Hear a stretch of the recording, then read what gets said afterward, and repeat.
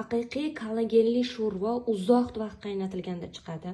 Mana misol uchun men shu kollagenli sho'rvani qilish uchun, suya sho'rvani qilish uchun 3 kundan beri qaynatamiz. Bugun 3-kun va nihoyat oldik. Sovigandan keyin ustidagi iligini alohida oldik. Bu bir banka bo'ladi o'zi.